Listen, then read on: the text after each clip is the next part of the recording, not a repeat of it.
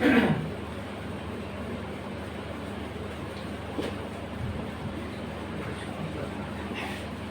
निकालेंगे Romeo Romeo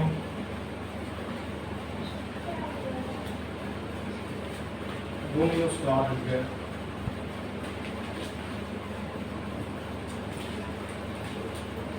दो सौ 16 page number 216 216 page number.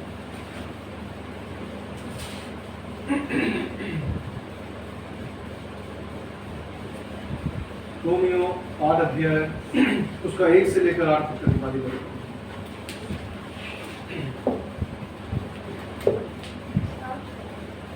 Romeo 8 अध्याय उसका 1 से लेकर 8 तक निकाली गई। अतः अब जो मसीह यीशु में है उन पर दंड की आज्ञा नहीं, क्योंकि वह शरीर के अनुसार नहीं वरन आत्मा के अनुसार चलते हैं। क्योंकि जीवन की आत्मा की व्यवस्था ने मसीह यीशु में मुझे पाप की ओर मृत्यु की व्यवस्था से स्वतंत्र कर दिया। क्योंकि जो काम व्यवस्था शरीर के कारण दुर्बल होकर ना कर सकी, उसको परमेश्वर ने किया, अर्थात अपने ही पुत्र को पाप में शरीर की समानता में और पाप बलि होने के लिए भेजकर शरीर में पाप पर दंड की आज्ञा दी। इसलिए व्यवस्था दी हमें जो शरीर के अनुसार नहीं वरन आत्मा के अनुसार चलते हैं। क्योंकि शारीरिक व्यक्ति शरीर की बातों पर मन लगाते हैं, परंतु आध्यात्मिक आत्मा की बातों पर मन लगाते हैं। शरीर पर मन लगाना तो मृत्यु है, परंतु आत्मा पर मन लगाना जीवन और शांति है। क्योंकि शरीर पर मन लगाना तो परमेश्वर से बैर रखना है, क्योंकि ना तो परमेश्वर की व्यवस्था के अधीन है और ना हो सकता है। और जो परमेश्वर को प्रसन्न नहीं कर सकते। आइए प्रार्थना करें। हमारे पिता परमेश्वर सर्वशक्तिमान प्रभु राजा के राजा, धन्यवाद करते हैं प्रभु जी आपके प्रेम दया अनुग्रह के लिए। परमेश्वर आपके पवित्र वचन के लिए जो पढ़े गए पूरे सुने गए, आप परमेश्वर हर एक वचन पढ़ा जाना सुना जाना हमारे आशीष का कारण हो। हमारे देव द्वारा बहुत से लोगों के आशीष का कारण है, बहुत से लोगों के आत्मा बचाने का कारण है। आप लोग हम तेरे वचनों को फैलाने वाले हैं, पूरी सहायता करें, अनुग्रह कर दें। दास के बुद्धि ज्ञान में समझ देते हर एक बात तेरी ओर से ठहरे, बोल मेरे मुँह शब्द आपके हमारे द्वारा परमेश्वर तेरे नाम को महिमा मिले। इनकी प्रार्थना पुरुष मसीह के नाम से मांगते हैं, सुने और ग्रहण करें। आमीन।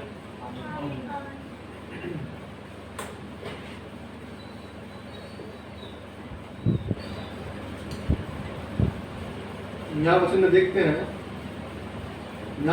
देखते हैं तो क्या देखते हैं? शरीर और क्या आत्मा की बात चल रही है। शरीर और आत्मा की बात। और हम जानते हैं सब जितने लोग यहाँ पर हैं कि हमारे मरने के बाद हमारा कुछ नहीं जाता, क्या जाता है? सिर्फ आत्मा, है ना? मरने के बाद कुछ यही रह जाना है और सिर्फ आत्मा ही ऊपर जा सकती है। किसके लिए? न्याय के लिए। और यह वचन लिखा है, अतः अब जो मसीह यीशु में है उन पर दंड की आज्ञा नहीं, क्योंकि वे शरीर के अनुसार नहीं वरन आत्मा के अनुसार चलते हैं। आत्मा के अनुसार चलते हैं, शरीर के अनुसार नहीं। यहाँ जब देखते हैं, जब शरीर के अनुसार हम जब चलते हैं तो क्या है? हम आत्मा की बातों को नजरअंदाज करते हैं। लेकिन जब हम आत्मा के अनुसार चलते हैं तो हम हर एक को समझने की कोशिश करते हैं, उनके लिए यूज होने की कोशिश करते हैं। कब? जब हम आत्मा में होते हैं, क्योंकि आत्मा क्या है? हमारी अगुवाई करता है। पवित्र आत्मा क्या है? हमारा सहायक है, जो हमें समझाता है कि हमारे लिए क्या अच्छा है क्या बुरा है। लेकिन जो शरीर के अनुसार चलते हैं उनको कुछ भी नहीं सूझता। जब हम देखते हैं संसार में जो शरीर के अनुसार चलते हैं, जो सिर्फ पैसे के लिए जीते हैं, उनको किसी से फर्क नहीं पड़ता। याद रखिएगा, उनको किसी से भी फर्क नहीं पड़ता। कोई कुछ मर जाए गिर जाए कोई लेना देना नहीं। उनको किससे फर्क पड़ता है? सिर्फ अपने पैसे से। पैसा किस काम आएगा? उनकी शारीरिक इच्छाओं के लिए। शारीरिक इच्छाओं के लिए, क्योंकि जो आत्मा में रहता है उसे पैसे की जरूरत नहीं होती, याद रखिएगा। उसे कौन चाहिए? परमेश्वर। उसे उस परमेश्वर की बातें चाहिए, उस परमेश्वर से बात करना, उस परमेश्वर की बातें सुनना, ये उसके लिए महत्वपूर्ण होता है। जब शरीर की बात आती है तो शरीर में हमने एक सच्ची कहानी है, सच्ची बात है। किसी ने मुझे बताया, ऑफिस में ये बंदा है मेरे साथ में, तो उसने बताया जिस कंपनी वो लास्ट जॉब करता था, उसके वहां पर कोई कंपनी का ही पर्सन एक्सपायर हो गया। क्या हो गया? एक्सपायर हो गया, वो मर गया। और वो करोड़पति, सॉरी करोड़पति नहीं कहूंगा, अरबोपति जिसे कहते हैं, अरबोपति जो है, अरबोपति होने के बाद उसने सिर्फ अपने पास से मुश्किल से 20,000 रुपए के आसपास उसे दिए, उसकी बीवी के बच्चों को। इसलिए ये सिर्फ यहाँ से उसे, शायद बिहार में रहता था, उसे बिहार ले जाना था, सिर्फ ले जाने के लिए उसे 20,000 रुपए दिए, वो बड़ी मुश्किल से। अरबोपति, सोचिए कितना पति? अरबोपति, जिसके पास अगर मैं 1 करोड़ को 100 जगह लगाऊंगा जब जाके वो 1 अरब बनेगा, है ना। और वो अरबोपति है, सिर्फ उसके 1 अरब नहीं है, पता नहीं कितने पैसा होगा। फिर भी क्या है, उसके पास जो आत्मा है वो नहीं है, किसी को जानने के लिए, किसी को समझने के लिए, किसी की भलाई के लिए। क्योंकि जिसके पास आत्मा नहीं है वो सहायता कैसे करेगा? जिसकी आत्मा ही मर चुकी है, सिर्फ पैसा ही पैसा दिखता है। उसके जो ऑफिस में एम्प्लॉइज हैं, उन्होंने उससे ज्यादा पैसा इकट्ठा करके उसकी फैमिली को दे दिया अपने पास से। एक दिन की सैलरी, तो जो दिन का मन करा उतना पैसा इकट्ठा करके उसे दे दिया। अमीर कौन है? अमीर एम्प्लॉइज है, ये याद रखिएगा। अरबों की संपत्ति होने के बाद जो 20,000 दे रहा है, और जो गरीब होने के बावजूद भी, जिसके पास सैलरी आनी है, किसी के 15 आनी है, किसी के 10,000 आनी है, किसी की 20 आनी है, किसी की 50 आनी है, उनको क्या है, वो अपने पास से दे रहे हैं, इसलिए कि किसी के काम आ जाए, कि कोई बंदा अपनी जान को गंवा चुका है। क्यों? क्योंकि आत्मा गवाही दे रही है उसकी कि नहीं, ये गलत हुआ इसके साथ। इसके परिवार में 2 बच्चे हैं, बीवी है, कौन देखेगा? कितना हम जितना कोशिश कर सकते हैं उतना इसकी हेल्प कर दें। ये कहाँ से बेचारी लाएगी? ये कहाँ से मांग के लाएगी? कहाँ से यहाँ से बॉडी को लेकर जाएगी? हमारा जो पवित्र आत्मा है हमें सहायता करता है, और जिसकी जो परमेश्वर को नहीं जानते लेकिन फिर भी उनका जिनका आत्मा भी जिंदा है, जमीर जिसे कहते हैं, बहुत लोग कहते हैं ना कि जमीर जिंदा है या नहीं है, जिसे ये परख है कि हाँ क्या बुरा है, क्या अच्छा बुरा करना, ये तो पता है उन्हें, क्या अच्छा है क्या बुरा है ये तो उन्हें पता है। एक साथ में एक कहानी में बताया था, साथ में ये भी सच्ची वाली बात है, वो भी ऑफिस में किसी ने बताया, उनके भी ऑफिस में कोई एक्सपायर हो गए, और क्या हुआ, उन्होंने ही पैसे इकट्ठा किया सबने ऑफिस में से। लेकिन यहाँ पर क्या हुआ, जिनकी सैलरी 15,000, 20,000, 30,000 थी, 40,000 थी, उनको 1,000 रुपए में उनको एक दिन की सैलरी काटी गई। जो मालिक था कंपनी का, उसका ये रूल था, अगर कोई एक्सपायर गलती से हो जाता है किसी के कारण से, तो हर एम्प्लॉय की सैलरी कितनी कटेगी? एक दिन की सैलरी कटेगी। चलो ये तो मालिक का रूल था, लेकिन जिसकी बंदे की सैलरी 10,000, 20,000, 15,000 थी, 10,000 वाले को ज़्यादा फर्क नहीं पड़ा, चलो कोई नहीं, 300-400 रुपये कट गया। 30,000 वाले को चलो 1,000 कटे, कोई बात नहीं, दिन की सैलरी कोई बात नहीं, किसी काम है। लेकिन जिसकी सैलरी लाखों में थी, जिनके 3-4 हज़ार रुपये कट गए, तो दुख मना रहे थे, अरे यार मेरा एक दिन की सैलरी काट ली, 3,000 रुपये काट लिए, 4,000 रुपये काट लिए।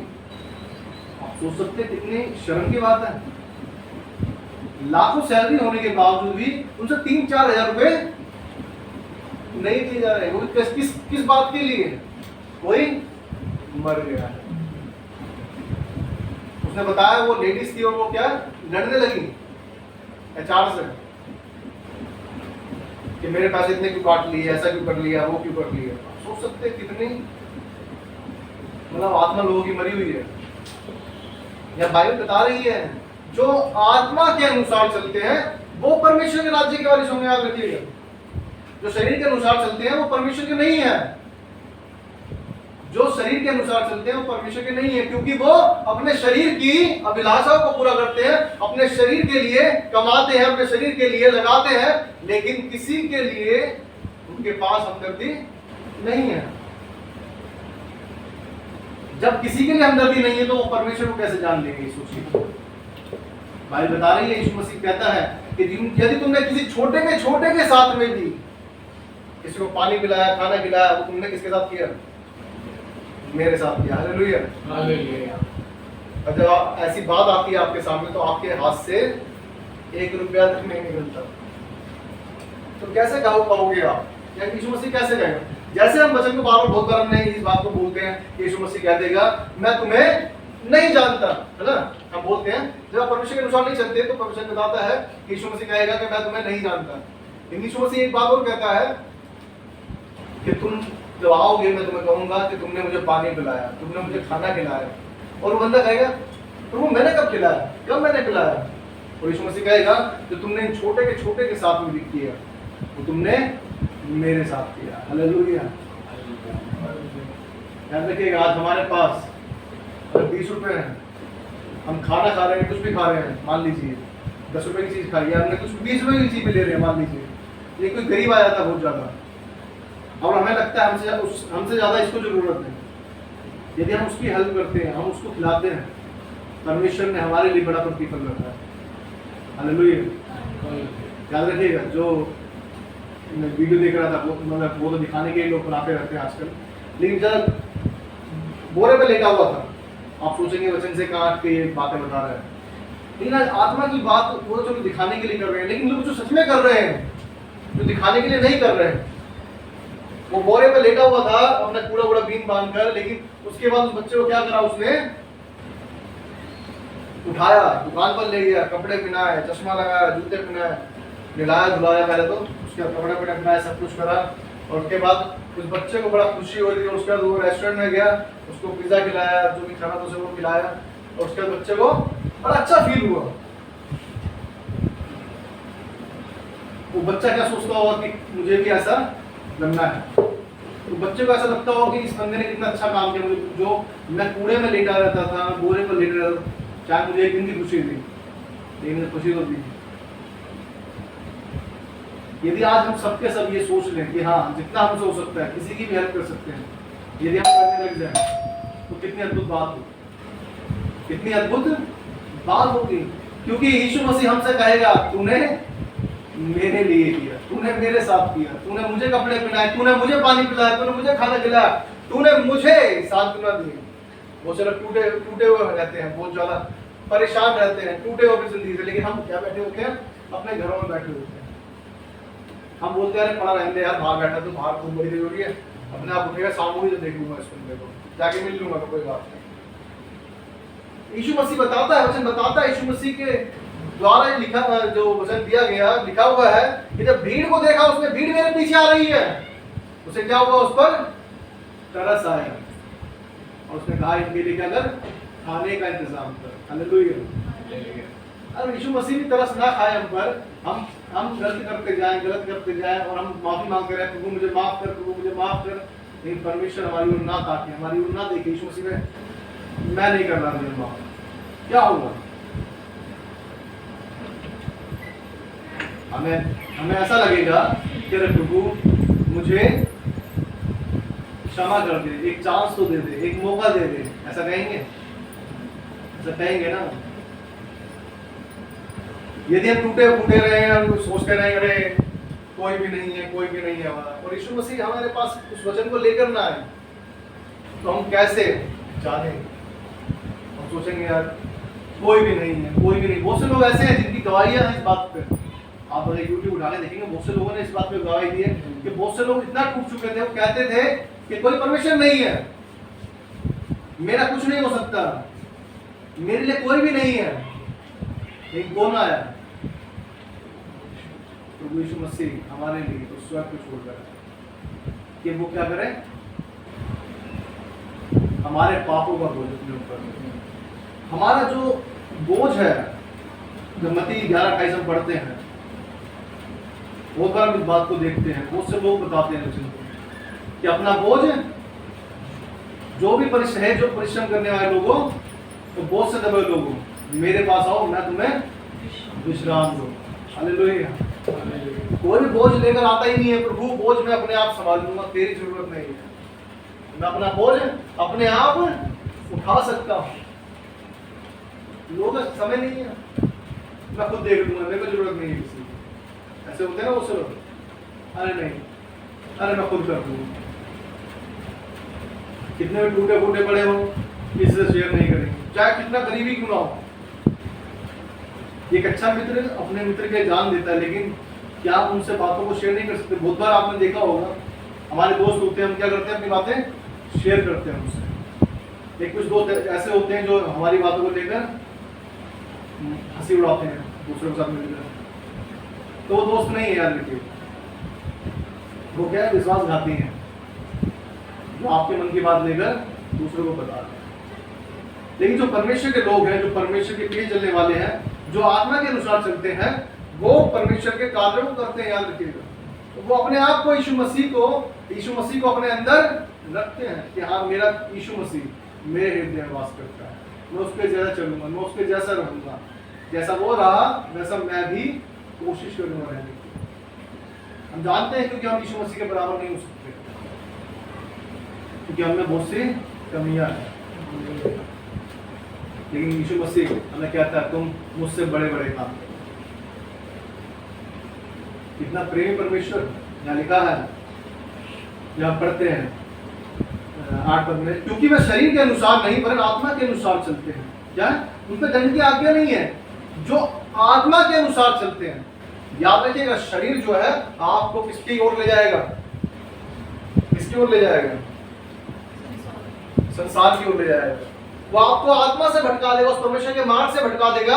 और जब हम शरीर में रहेंगे तो हमें क्या दिखेगा? सिर्फ क्या खाना है, क्या पीना है, घर में क्या क्या चीज होनी चाहिए, और बस अपना ही अपना दिखेगा। याद रखिएगा, दूसरे का नहीं दिखेगा। अपने बच्चों को क्या देना है, अपने घर में क्या रखना है, अपने पास और कितना होना चाहिए, दूसरे का कैसे लूटना है, यही शरीर की क्या है? इच्छा रहती है। शरीर वाला इंसान यही सोचता है, वो ये नहीं सोचता कि आज मैं मर जाऊंगा तो मेरा क्या होगा। यदि आज मेरे बच्चे जिस राह पर मैं चल रहा हूं, मैं चोरी डकैती कर रहा हूं, लोगों को लूट रहा हूं, मेरे बच्चे भी वही काम करेंगे तो उनका क्या होगा? नहीं सोचते, क्योंकि शरीर के अनुसार जीते हैं। लोग सोचते हैं मरने के बाद किसने देखा है, स्वर्ग में होता ही नहीं है, जो भी है यहीं पे ही है। यह लिखा है वचन में, दूसरे पद में लिखा है, क्योंकि जीवन की आत्मा की व्यवस्था ने मसीह यीशु में मुझे पाप की और मृत्यु की व्यवस्था से स्वतंत्र कर दिया। याद रखिएगा, वचन बताता है, लिखा है, पौलुस कहता है कि यीशु मसीह क्या है? व्यवस्था को हटाने नहीं आया, तुरंत क्या करने आया? उसको पूरा करने आया। और परमेश्वर के वचन के द्वारा हम क्या होते हैं? उन पापों से, उन गुलामी से आजाद होते हैं। परमेश्वर का वचन जो है हमें आजाद करता है। एक वीडियो और मैं देख रहा था, उसमें एक लड़का था, आजकल लड़का लड़की बन रहे हैं, लड़की लड़का बन रहे हैं, देखा होगा आपने ना, वो ज्यादा नॉर्मल हो गया आजकल। तो लड़का बिल्कुल लड़कियों जैसे कपड़े पहनकर ऐसे डांस कर रहा है, बड़ा ही मतलब जिसे कहते हैं देखने का मन भी नहीं करता, गुस्सा आता है ना अंदर से देख के, ऐसा व्यवहार सा कर रहा है। लेकिन उसे जब उसने किसी के द्वारा उसका वचन आया, उसने वचन को पढ़ लिया, चेंज हो गया। आज परमेश्वर का प्रचार कर रहा है। हालेलुया।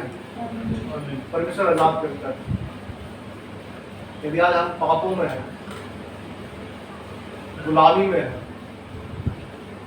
किसी भी तरह की शैतान के जाल में फंसे हुए हैं, जब वचन को पढ़ लेते हैं, परमेश्वर क्या करता है? हमें रिहा करता है, स्वतंत्र करता है, हमें आजाद कर देता है, और उस बात में जिसमें हम फंसे हुए हैं उससे बाहर निकाल कर अपने अनुग्रह के अंदर ले आता है। हालेलुया।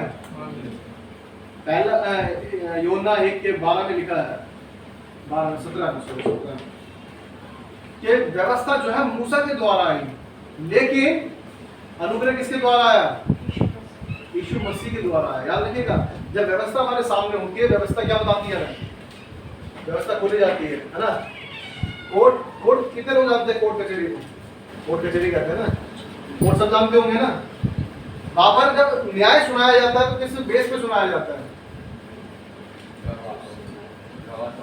गवाह बस सबूत सब चीज हो गई, लेकिन उसके बाद वो जो एक जो संविधान दिया गया खोला जाता है और उस पर लिखा हुआ है कि इस बात के लिए ये सजा है, ऐसे लिखा होता है ना, तो व्यवस्था है व्यवस्था। और यीशु मसीह ने उस व्यवस्था को पूरा कर दिया। जो पाप हमारे थे उसके लिए वो खुद बलिदान हो गया, खुद बलिदान हो गया। यह लिखता है क्योंकि जो काम व्यवस्था शरीर के कारण दुर्बल होकर ना कर सकी उसको परमेश्वर ने किया, अर्थात अपने ही पुत्र को पाप में शरीर की समानता में और पाप बलि होने के लिए भेजकर शरीर में पाप पर दंड की आज्ञा दी। हालेलुया। परमेश्वर ने अपने पुत्र को भेज दिया। सोचिए कितना प्रेम करता है परमेश्वर उससे। उसने अपने पुत्र को भेज दिया, किस लिए? कि हमारे जो दंड है, हमारे जो पाप है, हमारे जो हमें दंड मिलना है, जो हम जिसके जो ताड़ना के लायक हैं, हम सबको हमसे हटा दिया, सब कुछ सह लिया परमेश्वर के पुत्र ने सब कुछ सह लिया। आए वचन को देखेंगे तो प्रेरितों के काम और उसका 5 अध्याय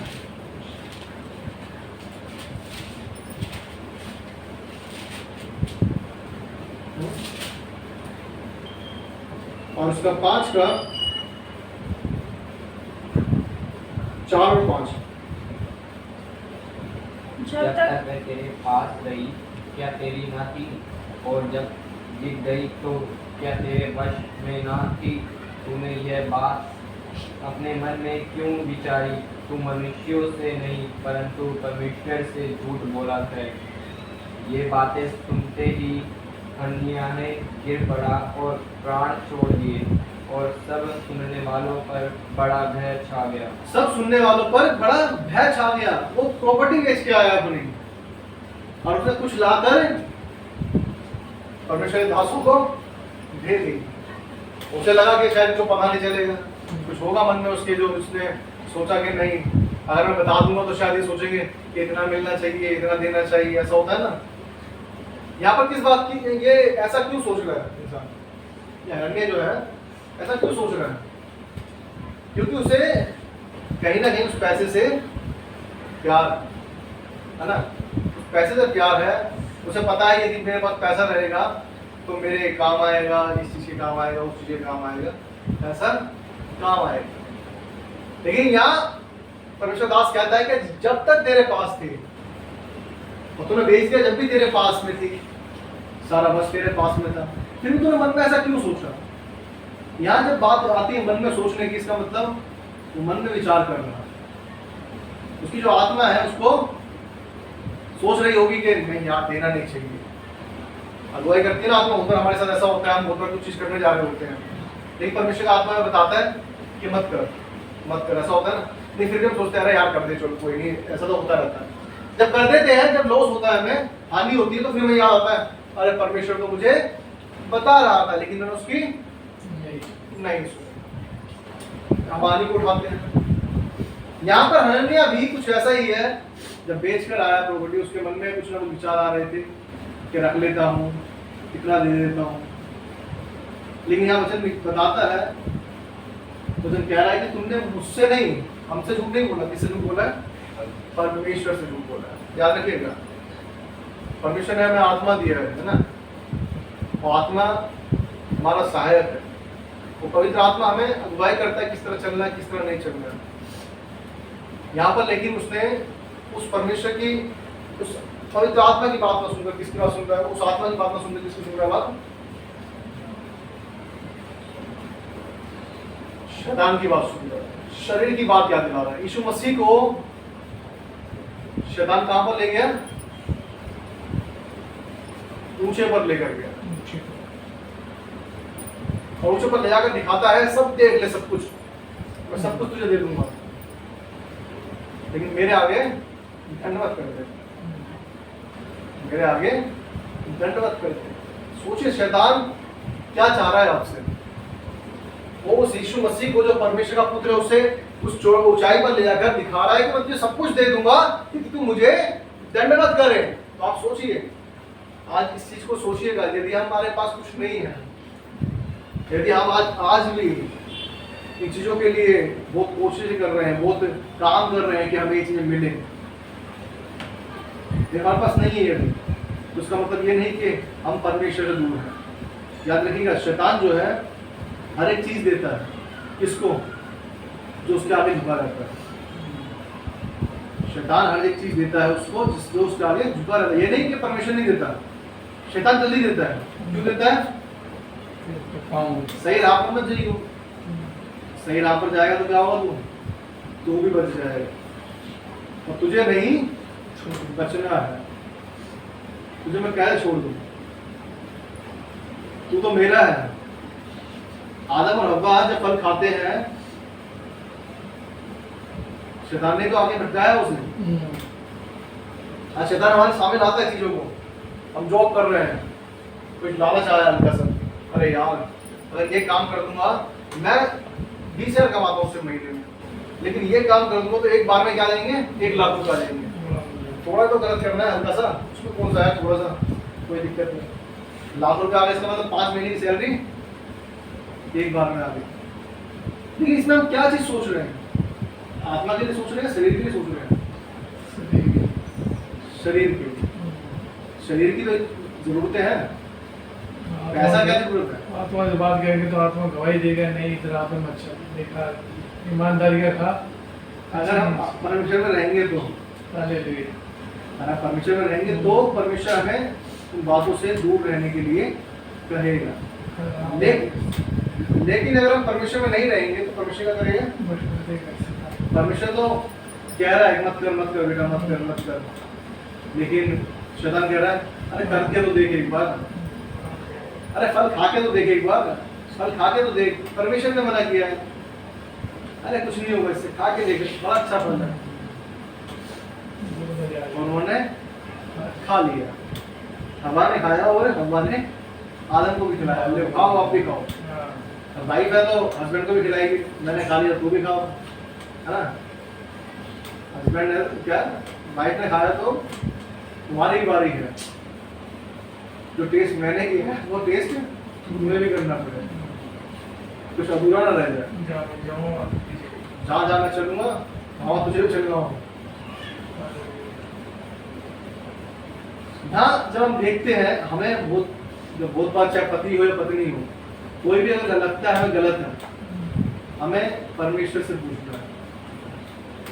यदि ये नहीं कि पत्नी कर रही है तो पत्नी के पीछे पे चल रही है, या पति कर रहा है तो पति के पीछे पे चल रही है, जो गलत है वो गलत है, हमें किससे पूछने की जरूरत है?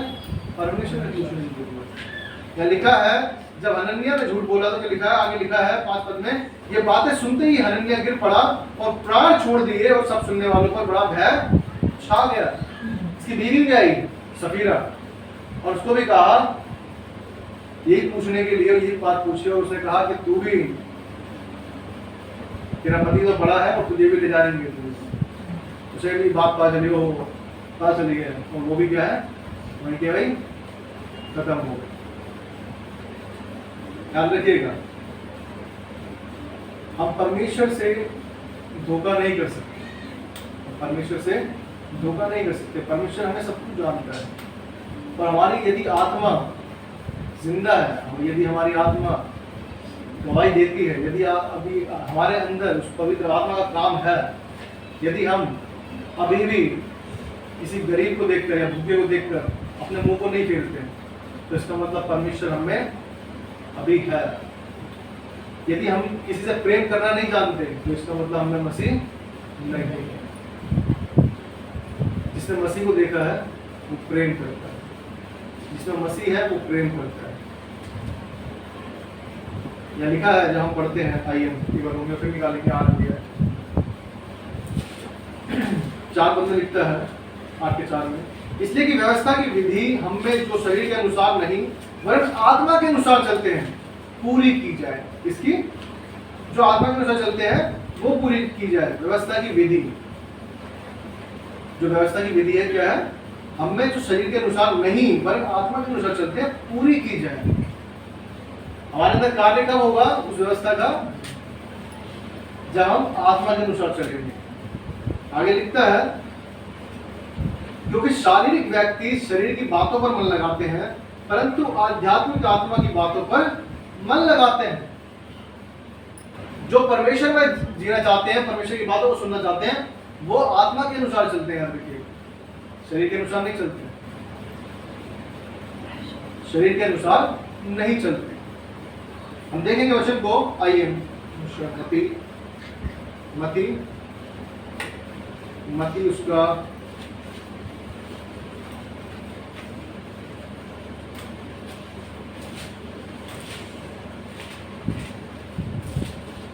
मती उसका 19 अध्याय,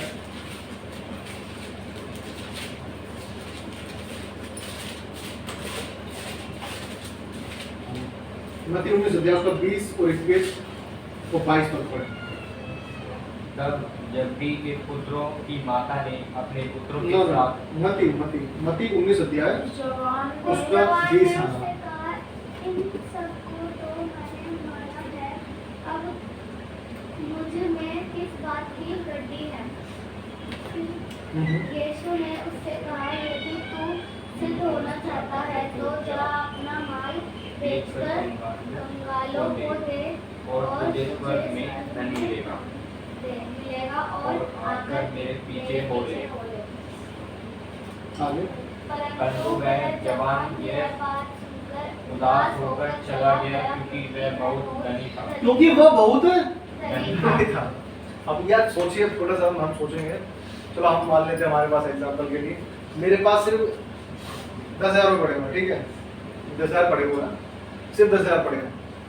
यीशु मसीह हमें कहता है कि जाकर इसे कंगालों में बांट दे और क्या मेरे पीछे हो ले। तो आप क्या करोगे? क्या करोगे? आगे प्रभु के साथ चलो। चलोगे ना? चलोगे जी बहन? 10,000 किसी जगह पे 10,000 अगर है आपके पास और यीशु मसीह कहता है इसको बांट कर गरीबों में मेरे पीछे हो ले, तो चलोगे नहीं चलोगे? देखो मैं नहीं चलेगी, कोई भी मैं नहीं जाऊंगी, जरूरत होगी। 10,000 तो चलो छोड़ दिए। अगर मेरे पास मान लो 500 करोड़ की प्रॉपर्टी है, चलो 100 करोड़ मान लो, 500 बहुत ज्यादा होगी, चलो 5 करोड़ ही मान लो, चलो बहुत ज्यादा हो जाएगा, अगर 5 करोड़ रुपए अगर हमारे पास है और परमेश्वर कहता है इसे बांट कर गरीबों में मेरे पीछे हो ले, कितने लोग जाएंगे? अभी तो लाइसा बड़ी जल्दी बोलने, क्योंकि अब काम अभी तो छोटी है ना, पता नहीं उसको। जब 5 करोड़ की बात आएगी तो जैसे विक्की भाई ने 10,000 को कहा था, लेकिन 5 करोड़ ज्यादा हो गया। इसलिए उस जो लड़के से पूछा गया, उसने कहा कि माता पिता का आदर कर, बड़ों की परमेश्वर की आज्ञा को मान, ये कर वो कर, सब कुछ कर। और उसने बड़े खुशी से कहा ये तो मैं सब कुछ करता आया हूँ, लड़कपन से, अपने बचपन से सब कुछ करता आया हूँ। फिर यीशु मसीह ने बहुत प्यारी बात कही, एक काम कर, जो तेरे पास प्रॉपर्टी है ना उसमें जाके गरीबों में बांट दे। और फिर वो कैसा हो गया? फिर उदास हो गया, अरे भाई क्या बात कर दी, क्या से होगा? 5 करोड़ की प्रॉपर्टी, मतलब मैं कह रहा हूँ 5 करोड़ की, उस समय के हिसाब से उसके पास शायद हो सकता है 10 भी करोड़ हो, 100 करोड़ हो, मुझे नहीं पता। लिखा है बहुत धनी था, वो लिखा है वो बहुत धनी व्यक्ति था। और जिसके पास धन ज्यादा होता है, याद रखिएगा, इसलिए शरीर के अनुसार चलने वाला परमेश्वर के राज्य में प्रवेश नहीं कर सकता। यीशु मसीह ये नहीं कह रहा कि हम सबके लिए जिसके पास पैसा है तो हम बांट दें उसको, ऐसे ही जाके मतलब गरीबों में ऐसे उठा के फेंक दें, मतलब चलो कोई बात नहीं। उसको कहने का मतलब ये है वचन का, क्या जो बिजनेसमैन है अपना बिजनेस बंद करके क्या करे, सब कुछ बेच बाच के मेरे पीछे हो ले और सारी सारी प्रॉपर्टी अपनी बांट दे, ऐसा कहना चाहता है क्या परमेश्वर? मैं जितना मानता हूँ, मैं शायद ऐसा नहीं मानता। वो क्यों नहीं मानता? कि जो बिजनेस वो चला रहा है उसके हिसाब से वो शायद लगता है 100 लोगों को रोजगार दे रहा हो, 50 लोगों को रोजगार दे रहा हो, 50 लोगों के घर चल रहे हो। क्योंकि परमेश्वर वचन बताता है उसने हर एक को दान दिया है, किसी को प्रचार करने का, किसी को दान देने का, किसी को भाषा को ट्रांसलेट करने का, किसी को भविष्यवाणी करने का, किसी को टीचर का उपदेश देने का, ये सबको अलग अलग दान दिए हैं। और मैं जितना मानता हूँ परमेश्वर का वचन कहना चाहता है कि जो धनी था, कि जो जिस धन की तरफ तेरा मन लगा हुआ उस धन से अपनी दृष्टि को हटा, लोगों के काम आना सीख। अपने उस धन से समेट के मत रख, क्योंकि धन कोई लेके नहीं जा सकता, लेकिन उससे उन गरीबों का या परमेश्वर के राज्य के लिए यूज होने से। जो एक अमीर व्यक्ति है जो बिजनेस चला रहा है, जो 50 या 100 जितने लोगों को भी रोजगार दे रहा है, परमेश्वर नहीं चाहेगा कि उन लोगों के घर जो है बंद हो जाए। क्या परमेश्वर जो कहना चाहता है कि तू गरीबों के काम आ, वो उन लोगों के घरों को बंद करना चाहेगा क्या?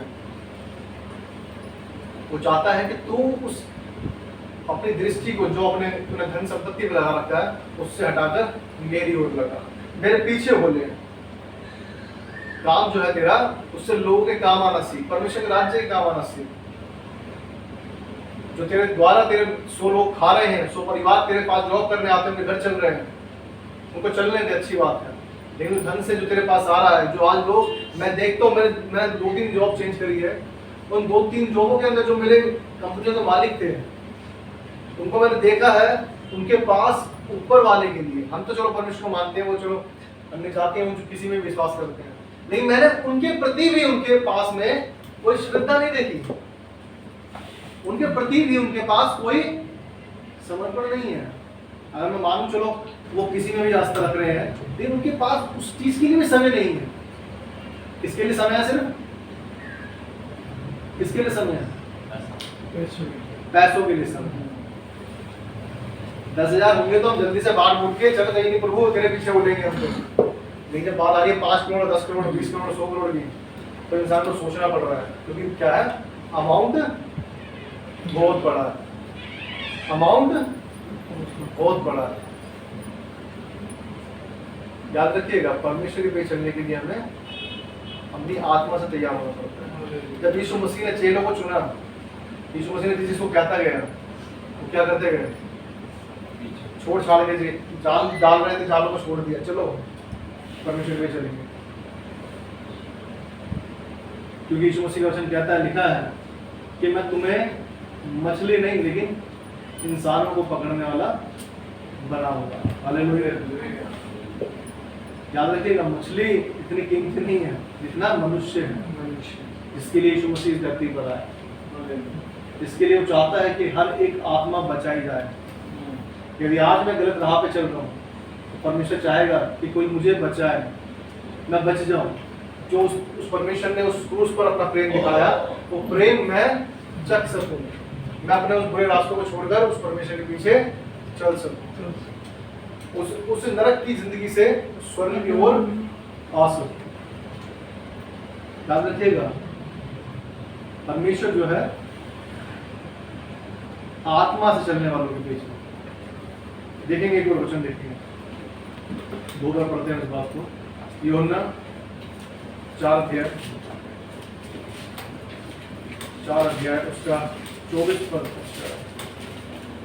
4 और 23 और 24। यूहन्ना 4 का 23 और 24।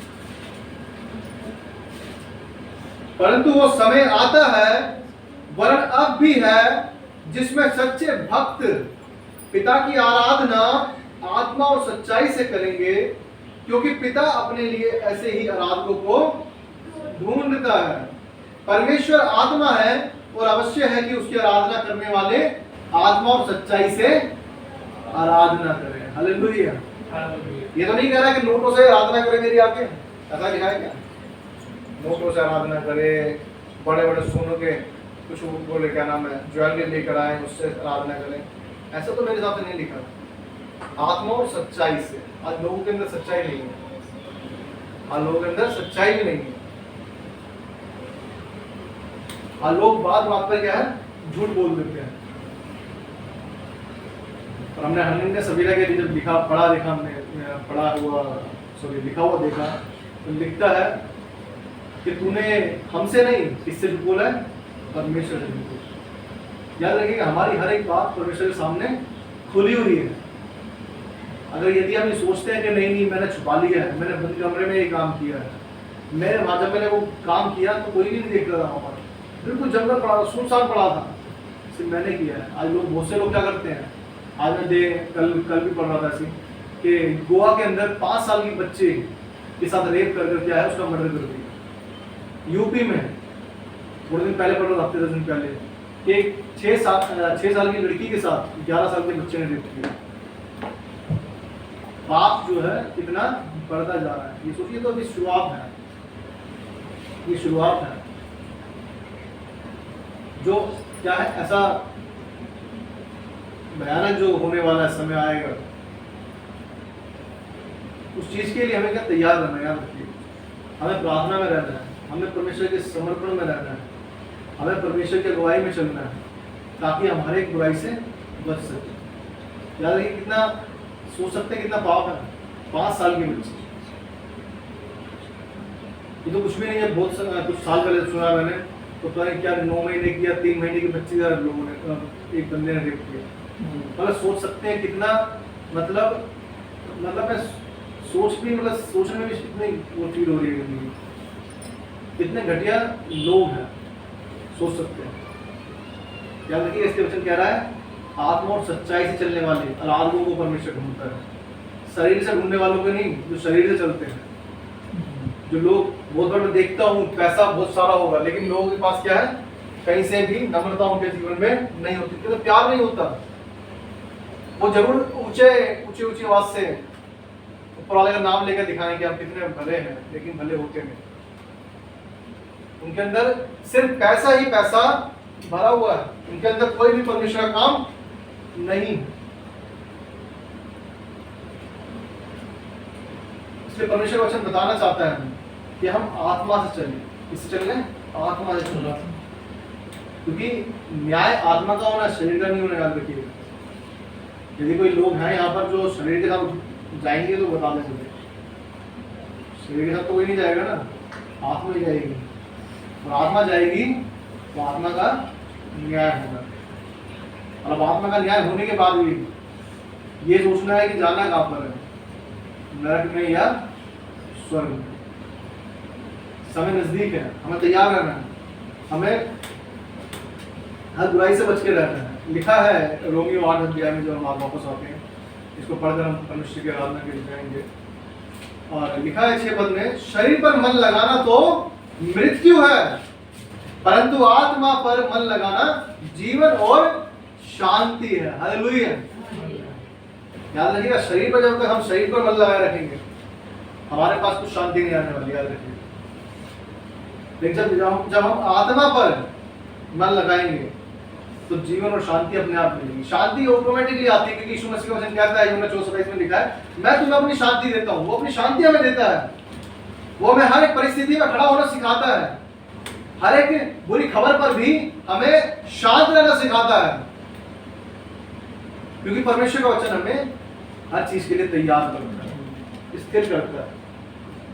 लिखा है और जीवन देता है। जीवन की बातें तो परमेश्वर के पास है, यीशु मसीह के पास है, तो जीवन की बातें हमें सिखाता है। लिखा है क्योंकि शरीर पर मन लगाना तो परमेश्वर से बैर रखना है, क्योंकि ना तो परमेश्वर की व्यवस्था के अधीन है और ना हो सकता है, और जो शारीरिक दशा में है वह परमेश्वर को प्रसन्न नहीं कर सकता। हालेलुया। जो शारीरिक दशा में चलते हैं, कैसा हो गया उसका मुंह बंदे का? उदास हो गया। ओहो, क्या कह दिया प्रभु, तूने क्या मांग लिया मुझसे? कुछ और मांग लेता तो ठीक रहता। तू मुझे कहता मेरे पीछे हो ले तो समझ में आता, लेकिन तूने तो ये कहा है कि मेरे पीछे हो ले, लेकिन क्या करना पड़ेगा? धन संपत्ति को बांट दे, धन संपत्ति को बांट दे। किसको? गरीबों को बांट। सोचने वाली बात है। परमेश्वर का वचन हमें बताता है, परमेश्वर का वचन हमें बता रहा है कि यदि हम शरीर के अनुसार चलते हैं तो परमेश्वर से क्या करते हैं? बैर करते हैं। शरीर पर मन लगाने से हम मृत्यु की ओर बढ़ रहे हैं। याद रखिए, हमें देखना है, हमें तैयार रहना है कि जब आने वाला समय है, परमेश्वर हमें तैयार करें कि हम जब परमेश्वर आए, प्रभु यीशु मसीह आए, तो हम भी उसके साथ जाने पाए। हमें तैयार रहना है। आइए परमेश्वर का वचन पढ़े जाने, सुने जाने में बहुत आशीष हो। आमीन। आइए हम आराधना में जाएंगे।